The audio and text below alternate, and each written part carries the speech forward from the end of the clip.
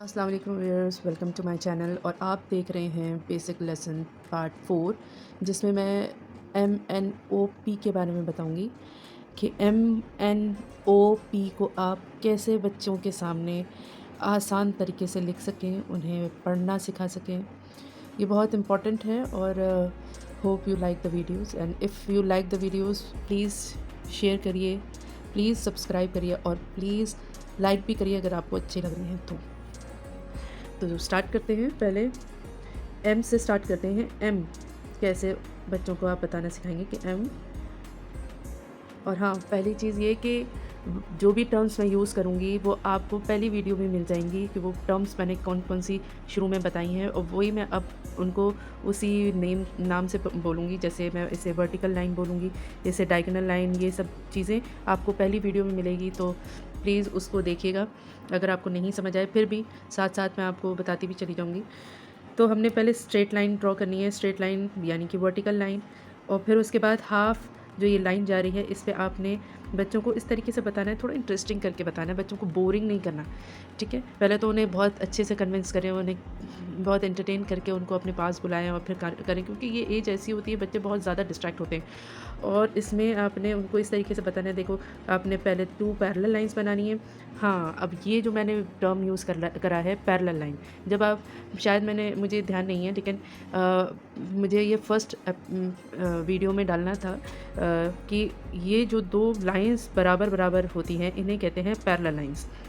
ठीक है, तो बच्चों को जो टर्म्स मैंने आपको बताए, जो जो फिगर्स मैंने उसमें बताया है, वो ज़रूर याद से आपने उनको समझाना है। ठीक है, तो ये पैरेलल लाइन का भी आप उसमें पहली वीडियो जब आप देखें तो साथ साथ उसमें ये भी ऐड अप कर लें कि 2 लाइंस अगर बराबर बराबर बना रहे हैं, जैसे एम में 2 बन रही हैं, तो इसको पैरेलल लाइन कहते हैं। तो इसमें 2 हमने वर्टिकल पैरेलल लाइंस बनानी है, फिर उसके बाद डायगोनल लाइन इनमें अपोजिट डायरेक्शन में बनाना है। ठीक है, तो ये चीज़ एंड में भी काम आएगी कि यहाँ पर आपने 2 पैरेलल लाइन ड्रॉ करने हैं और एक डायगोनल लाइन जो है बिल्कुल लास्ट तक क्रॉस करके एजेस को छूना है इसकी, यानी ऊपर वाली जो साइड है पहली वर्टिकल लाइन की, उसकी एज को छुए, और नीचे जो दूसरी हम वर्टिकल लाइन ड्रॉ कर रहे हैं उसके एज को छुए। तो ये एजेस जो है जब आप उसको ड्रॉ करेंगे तो एक डायगोनल लाइन बन जाएगी। तो इस तरीके से उसे बताया कि 2 पैरेलल लाइन के बीच में एक डायगोनल लाइन ड्रॉ करना है जो कि एन को डिनोट करता है। ठीक है, तो अब आते हैं स्मॉल लेटर्स पे। एम के स्मॉल लेटर में एक हमने वर्टिकल लाइन ड्रॉ करी, इसी पे वापस डालना है, वापस इसी पे जाके दूसरा हमने कर्व डालना है, और फिर उसके बाद एक और हमने वर्टिकल लाइन ड्रॉ करी है। जब जैसे ये बनाया है इसी तरीके से हल्का सा कर्व देके दूसरी वर्टिकल लाइन ड्रॉ कर दी है। ठीक है, फिर आते हैं हम एन की तरफ। अब यहाँ से हल्का सा हमने कर्व करना है और ये वर्टिकल लाइन ड्रॉ कर दी, और फिर उसके बाद एक पार्ट एन का बनाना है। जैसे यहाँ पर 2 पार्ट्स बनाए थे हमने, यहाँ पर हम एक पार्ट बनाएंगे। ठीक है, अब आपने पहली वीडियो में देखा होगा कि मैंने सर्कल भी बताया था। अब यहाँ पर देखिए हमें कितनी ज़रूरत पड़ रही है। अगर बच्चे को पहले से पता होता है, क्योंकि आप बार बार उसको पढ़ाएंगे, ऐसा तो नहीं है कि एक बार आपने ABCD पढ़ा दिया तो वो उसे याद हो गया। तो आप शुरू में जब आप वो वीडियो देखें तो उसको बार बार उस चीज़ के टर्म्स को बुलवाएं कि हमने ये सर्कल बनाया था, तो ये अब यहाँ पर उसको परेशानी नहीं होगी। तो ये क्या हो जाएगा, ओ, और हमने स्मॉल लेटर में लिखना है ओ, इस तरीके से। तो मैं इसमें ऐसे कट नहीं मार रही अभी, जो यहाँ पर आसानी होगी उसको इसी तरीके से यहाँ पर भी सिमिलैरिटी रखनी है ताकि बच्चा ज़्यादा कंफ्यूज ना हो। ठीक है, अब आते हैं हम पी की तरफ। पी की वर्टिकल लाइन ड्रॉ करी है, और सेमी जब हमने बी बना लिया तो बच्चे के लिए पी बनाना आसान हो जाएगा, लेकिन फिर भी अब बी को बनाए में बहुत देर हो गई, तो हम वर्टिकल लाइन ड्रॉ करना है और सेमी सर्कल आपने कर्व का बताना है कि सेमी सर्कल ऐसे आपने बनाना है, और वो भी मिडिल लाइन तक बनाना है। ऐसे नहीं कि पूरा ड्रॉ करना है, मिडिल वाली लाइन तक हाफ बनाना है, हाफ वर्टिकल लाइन तक आपने सेमी सर्कल ड्रॉ करना है, तो वो पी बन जाएगा। ठीक है, ये टर्म्स इतने ज़रूरी हैं कि आप उसको जब डेली बेसिस पे बोलेंगे तो उसे नॉर्मल लगेंगे ये। ठीक है, अब हमने स्मॉल लेटर का ड्रॉ करना है। ये हमने पूरी लाइन ऊपर से लेके नीचे तक हमने एक लाइन ड्रॉ कर दी है, वर्टिकल लाइन, और यही जो हमें सेमी सर्कल बनाया था वो बीच में बना देंगे हम। ठीक है, अब इस तरीके से आप समझाएंगे तो बच्चों को बहुत आसानी से समझ में आ जाएगा। अब आते हैं हम प्रोनाउंसिएशन पे। जब आप प्रोनाउंसिएशन बोलेंगे तो ये याद रखिए, जो हमने पहले वाला सेशन करा था उसमें लास्ट में एल आया था, याद होगा आपको। तो उसमें मैंने ये बताने की कोशिश करी थी कि हम एल को ल नहीं पढ़ सकते, हम क्या पढ़ेंगे, ल। इसी तरीके से इन दोनों में भी यही फॉर्मूला लगेगा। एम को हम म नहीं कहेंगे बल्कि कहेंगे, क्या कहेंगे, और एन को हम कहेंगे न। ऐसा क्यों? अब सपोज़ करिए आपने मैन लिखना है, ठीक है, मैन लिखेंगे, अगर आप म कर देंगे तो आपका एम ए का वैसे ही प्रोनाउंस हो रहा है, तो आपने फिर एन लगा देना है, तो ये तो कोई सेंस नहीं है, इसका तो कोई मीनिंग नहीं है। हाँ, इसका ज़रूर मीनिंग है, एम ए एन। अगर आप इसका एम की प्रोनाउंसिएशन आप करेंगे तो ए न, ए न। जब आप इसको ब्लेंड करेंगे तो कैसे पढ़ा जाएगा, मैन मैन। और यही अगर आप म कर देंगे तो मैन ये भी हो जाएगा, लेकिन स्पेलिंग मिस्टेक हो जाएगी, ठीक है। तो ये बेसिक चीज़ है और बहुत ही बच्चे कंफ्यूज होते हैं इसमें कि बाकी सब अल्फ़ाबेट जो हैं हम ज़्यादातर ल कर रहे हैं और क कर रहे हैं, म ट कर रहे हैं, तो ये क्यों ऐसे ट व नहीं होता, वो बहुत शॉर्टली हम बोलते हैं। बहुत शॉर्ट जब हम बोलेंगे, स्पीड में बोलेंगे तो वो ए की प्रोनाउंसिएशन निकलेगी ही नहीं। तो हमने एम को बोलना है, एम। आप वैसे भी उसकी आवाज़ सुनिए, आखिर में आता है, एम एम एम आ रही है आवाज़। इसी तरीके से एन में एन एन, तो में होठों को बंद करना है और एन में टंग को आपने ऊपर टच करके और होठों को बंद नहीं करना। अगर आपने होठों को बंद कर दिया तो एम की प्रोनाउंसिएशन हो जाएगी, और अगर आपने खोल लिए और टंग को आपने ऊपर वाले सेक्शन में टच करके फिर बोला है न, तो वो एन की प्रोनाउंसिएशन हो जाएगी। कोशिश करिए, आप पहले खुद प्रैक्टिस करिए, फिर उसके बाद अपने बच्चों को पढ़ाइए। फिर उसके बाद आते हैं हम ओ। अब ओ की प्रोनाउंसिएशन अ होती है, अ। थोड़ा सा ना तो ए है ना ही अ, सिंपल अ।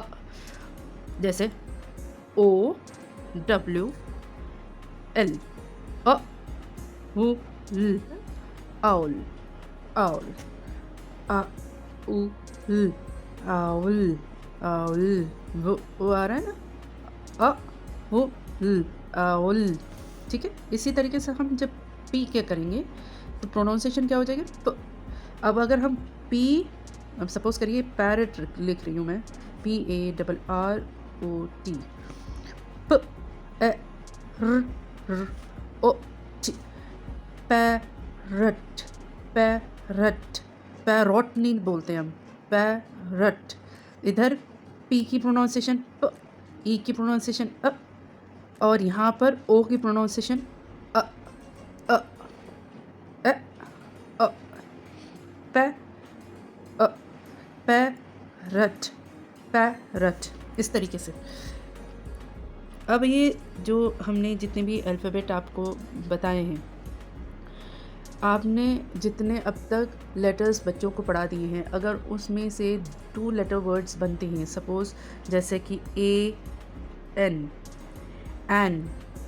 एन को कैसे ब्लेंड करना है, कैसे उसको प्रोनाउंस करके मिला के बोलना है, इसमें थोड़ा सा बच्चे टाइम लेते हैं। जैसे कभी कुछ बच्चे ऐसे होते हैं कि इंस्टेंट उनको समझ आ जाता है, एक मिनट में समझ में आ जाता है, 1 घंटे में, कुछ हफ्तों ले जाते हैं, हफ्तों। तो इसको ब्लेंड करना, तो आप ऐसा नहीं कि आपने यहाँ तक पढ़ाया है तो आप पूरे अल्फ़ाबेट्स कराएंगी ही, फिर उसके बाद करें। लेकिन अब जब आपने एन कुछ लेटर्स इसमें बन रहे हैं, जैसे ए हमने पढ़ा दिया, एन हमने पढ़ा दिया, तो आप साइड बाय साइड इनको ब्लेंड करना भी सिखा दीजिए। जैसे ए और एन, इसको कैसे ब्लेंड करना है। ब्लेंड करने में मुझे, जब मैंने अपने बेटे को पढ़ाया तो मुझे क्या दिक्कतें आई थी, जैसे अब इसकी प्रोनाउंसिएशन निकालते थे, वो इनकी प्रोनाउंसिएशन निकालते थे। अब जब मैं उनको ब्लेंड करने के लिए कहती थी तो वो ब्लेंड नहीं कर पाते थे, वो एक बीच में एक स्पेस क्रिएट हो रहा था। तो अब मैंने उनको पहले मैंने फिगर आउट किया कि हम जब क्या कैसे बोलते हैं एन, तो कौन सा अल्फ़ाबेट सबसे पहले हमारा खिंच रहा है। जो चीज़ खिंचती है तो वो फिर खींच के और लास्ट वाले लेटर तक हम पहुंचते हैं तो वो एक वर्ड प्रोनाउंस करता है, ठीक है। तो जैसे ए एन, अगर हम छोटा छोटा बोलेंगे तो उसके लिए मुश्किल हो जाएगी, ही रहेगा उसके लिए। लेकिन अगर हम ऐसे बोलें कि इसको खींचो पहले, जब उसने करके बोला तो मैंने कहा लास्ट में इसकी प्रोनाउंसिएशन लगा दीजिए आप, एन एन।